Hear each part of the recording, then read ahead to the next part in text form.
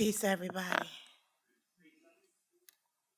I'd like to ask permission from the elders to speak. May I speak? Ashe. Thank you so much. I'll do my best. I give thanks to the African Descent-Citizens Reparations Commission, the Illinois Reparations Public Hearing Committee, all staff supporters and all that you do, elected officials, those who are selected, all of you matter. Thank you, everybody, the staff that put this together, that have been doing this work tirelessly. Thank you to Northwestern, the AV team, especially Roger. Wherever Roger is, I want to say thank you. Thank you so much. I do a lot of work in therapeutic respite and mentoring, and we did have a shooting last night, so I apologize, Nick, for stepping out while you were speaking. We are dealing with a shooting last night on 43rd and King Drive, but we will push through. Thank you, Robin.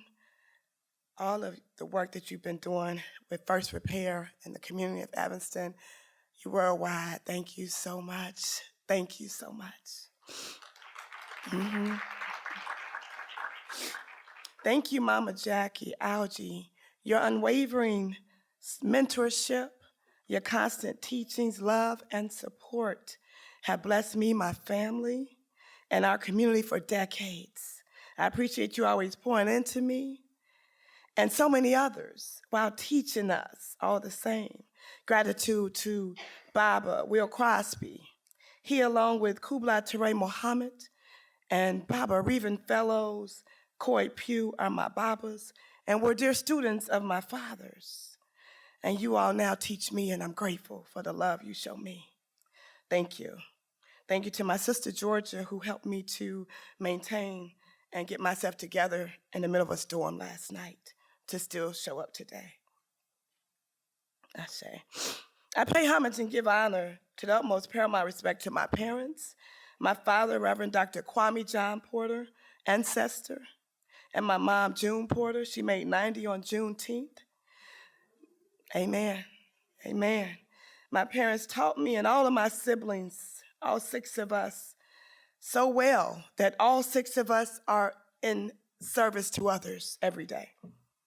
I thank God for my parents. The work I'm called and blessed to do as an organizer, an activist, a community servant, an executive producer of Chicago at the Crossroads documentary in the film industry, in public relations, as a consultant, is only because of my parents, through God. My father was a pastor, a professor, theologian, activist, author, and he was the first SCLC chapter president for Reverend Dr. Martin Luther King Jr. in Chicago. My mother at 90 is still very active with the oldest civic organization, the Federation Women's Club, the Alfreda Wells Duster Club. This organization preserves the life and legacy of Ida B. Wells. My mom retired from teaching some time ago. She taught all grade levels, up to college, and even taught Sunday school. I dedicate today's speech presentation to my brother John. He was an entrepreneur way ahead of his time, who always believed in me and his family and his community. The first time I ever heard the word reparations was from my brother John. Rest in peace. I dedicate today to the Alderman Dorothy Tillman, who brought reparations to the council as an alderman, the late 90s, early 2000s. Dorothy Tillman. Today I will provide a presentation of the lack of proper educational support for Black people as it pertains to reparations. I will be showing some slides as well.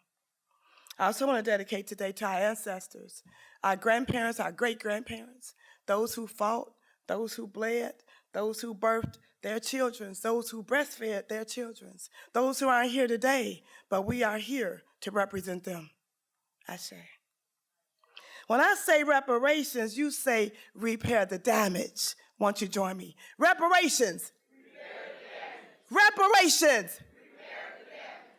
As Robin so eloquently said, we have to first repair. Reparations for the lack of education among Black people in the United States is a very significant topic. Would you agree? It is deeply connected to historical injustices, including slavery, Jim Crow laws, and systemic discrimination that have led to many disparities in wealth, education, and overall opportunities. It also is deeply rooted in the historical denial, somebody say denial, of educational opportunities due to slavery, segregation, and systemic racism. By the time my son was 9 years old, he had been in 8 different schools. Somebody say 8. Grateful for Dr. Nsantua Opongwadie, professor here at Northwestern University, and many other mamas and babas, we started Indigo Nation Homeschoolers Association that is still active some 15 years later. We graduate our own. Brother Malcolm, who will be 100 years old this year, said only a fool will let the oppressor teach his children. Y'all need to clap for homeschool education. I attended Kosminski Community Academy in the 1970s, excuse me, where I'm a very proud local school council member today and have been for some time.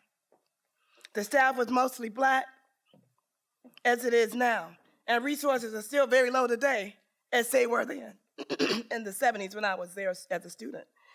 I remember sharing with my parents how I wanted a park.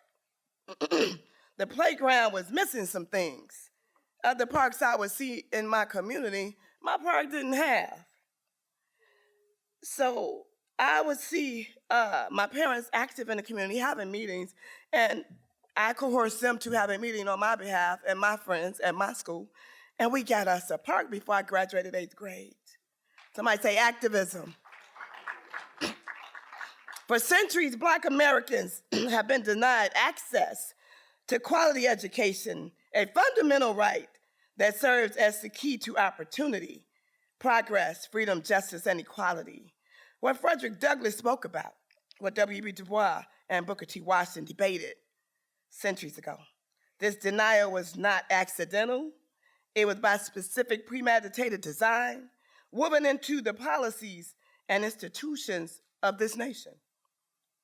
Can we play video number 4, please?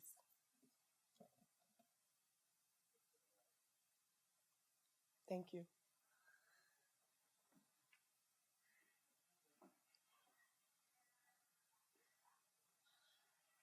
Do I hit it twice?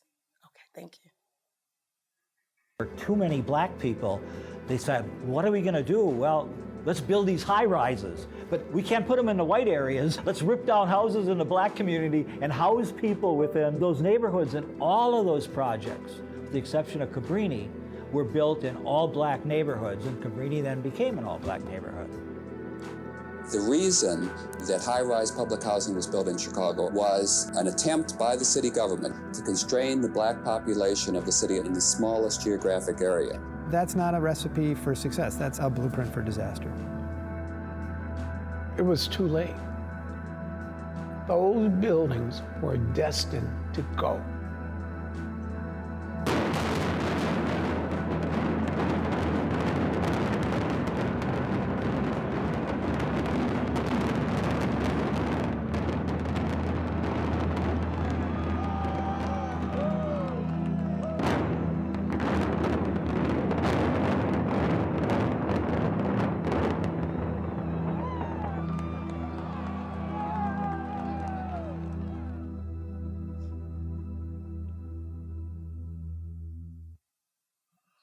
In the documentary, Chicago at the Crossroads, director and writer Brian Schwartoff and I were able to follow a young man from the west side of Chicago. After spending 9 months in juvenile detention and 9 months at Chicago Cred, he graduated and was able to see a better way, a better, more thriving life for himself and his family. What this shows is the lack of investment. Somebody say the lack of investment. And the support in a young Black person in the city of Chicago or any urban community around the world and what can be produced.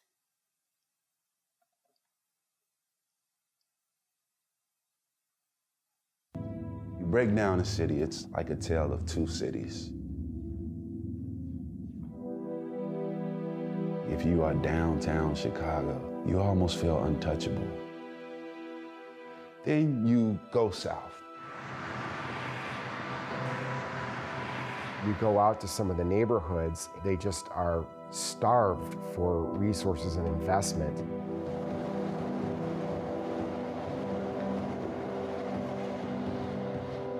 That's abandonment.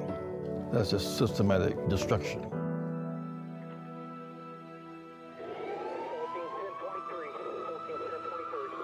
It's that pot that's boiling, and stuff can start spilling out, or we can turn the fire down. You hear people, they present the problem, and they say, yo, this is the problem, this is the problem, this is the problem. Okay, you're woke, you know the problem. What is the solution?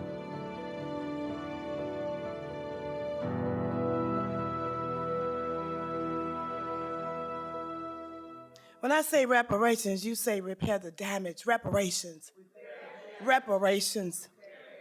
Chicago Grammy Award winner GLC stated so well in Chicago at the Crossroads. Chicago really is a tale of two cities. Would you agree? On one hand, you have the glittering skyline, world-class dining, and booming business districts.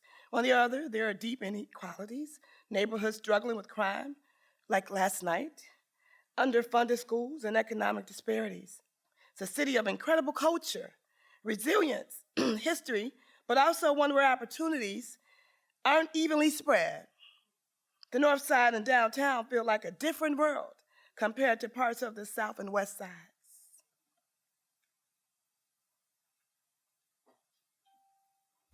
I guess it's like in my DNA to flock back. I'm not trying to downplay the violence. It was very violent. Some people came out shell-shocked. PTSD and all of that. This was a war zone. But at the same time, it was a paradise.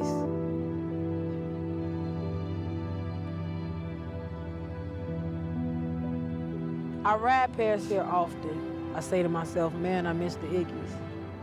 I know a lot of people that were just put out. We don't care, you need to go, bye. If someone can just come in and snatch your whole world and livelihood from you,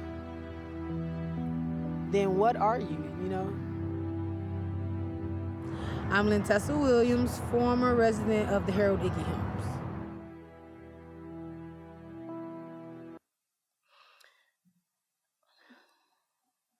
We see how Black students are more likely to face suspensions and expulsions, affecting their academic progress. The limited access to advanced programs, gifted programs, and well-funded extracurricular activities are often less available in predominantly Black schools. The teacher turnover rate in Black schools have often shown less support for the staff. Teachers have been reported for years purchasing textbooks, workbooks, and other learning materials which affect consistency in education. As an educator for many years, I have definitely seen a lot. Working as a respite therapeutic mentor with K through 8th grade with Metropolitan Family Services and others has presented many challenges as well. You may have seen ancestor Philip Jackson in the video. If you knew Brother Phil, you knew he would say what? Educate or die. Educate or... When I say reparations, you say repair the damage. Reparations. Reparations. Philip Jackson, rest in power, started the Black Star Project in 1996. He said at that time, 1 out of every 3 children would see prison in their lifetime. I have 3 sons. I bear witness that one of my sons did. He was deeply committed to improving education for Black children, particularly in underserved communities. Through the Black Star Project, he promoted mentorship, parental involvement, the Fathers Club. Every first day of school, he was doing what? Making sure that fathers took their children to school. He promoted academic excellence. If you saw Brother Phil and you said, how you doing? He would say, I'm excellent. Brother Phil was a strong advocate for community-driven solutions, emphasizing that Black children needed more than just school-based learning. They needed support from families, churches, and neighborhoods. His work also focused on closing the racial achievement gap, and increasing economic opportunities for Black youth. With over 30 programs and initiatives to date, I'm still in awe of the speech Brother Phil wrote, I edited, entitled, Are We Asking Schools to Do What Schools Cannot Do? If you've not seen it, please look that up. In closing, I want to thank you all. Everybody in this room is beyond invested. You could be anywhere on a Saturday in Chicago, under the covers looking at the weather. I just want to say thank you and keep up the fight. It's important that we align with people like ourselves, because we're going to have the naysayers. It ain't going to never happen. Those people, it ain't going to never happeners. Yeah, we're going to maintain us, and we're going to stay focused.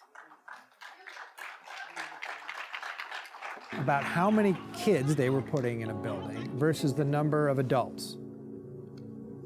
People who were concerned about their children playing were up 16 floors, while their children were 16 floors away. All of a sudden, the children are now creating their own rules for living without the connection to their mothers, their fathers, their uncles, their grandparents. If you could imagine a 16-story building pouring out children, and then the children deciding what they wanted to do, what was good, whether or not they wanted to fight, whether or not they wanted to steal.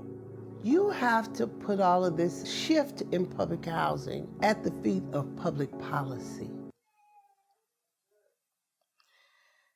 Everywhere I go, assessor. We went to Kenwood together. Y'all shout out the assessor in the building. Everywhere I go, there is a need, a question, a resource that is asked. Last Sunday, while at Healthy Hood in Pilsen, 3 young people approached me. One asked me if I could help them with housing.